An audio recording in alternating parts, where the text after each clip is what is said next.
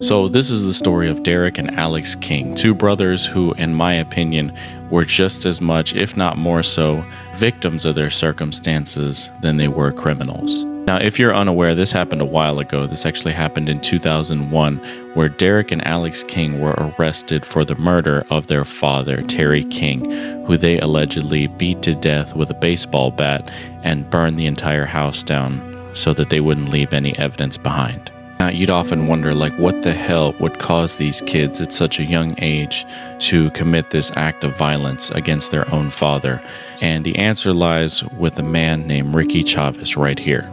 It would later come out in both the King brothers' confessions that Ricky Chavez was really the mastermind behind this, and supposedly in a relationship with Alex, which is disgusting because Ricky Chavez was about 40 years old at the time, and Alex was definitely a minor under the age of 12 years old. And evidently, as the dad had become aware of Ricky's presence in the boys' lives, he forbid them from seeing him ever again. And one night, while he was passed out in the living room, the boys took to him with a baseball bat and lit the house on fire. Supposedly, this was under Ricky's instructions because he was trying to interfere in their lives and in their relationship. It was Ricky that they reached out to after they had ended up killing their father, to which he took them into his house, cleaned up the bloody clothes, got rid of a lot of the evidence, and then turned them into the police department the next morning.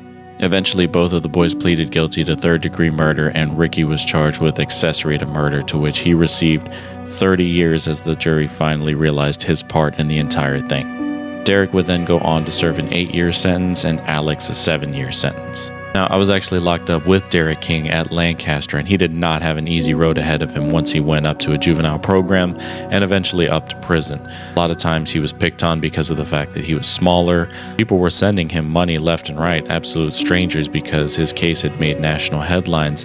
However, he was being extorted a lot, and a lot of people would fight him and just beat him up for absolutely no reason at all. But given some time, one of the leaders of a certain organization ended up picking him up and kind of taking him up under his wing, where he learned to definitely work out, get a little bit of size to him, and he could definitely more than defend himself by the time I had met him. Now, they both ended up getting out of prison in 2008 and 2009, to which they have kind of a repeated history of returning to incarceration, drug usage, things of that nature. And circling back to what I said earlier, I think that more so than anything, they were victims of their circumstances and of the grooming of Ricky Chavez and the abuse, in the sense that a 40-year-old thinks he can be in a relationship with a 12-year-old.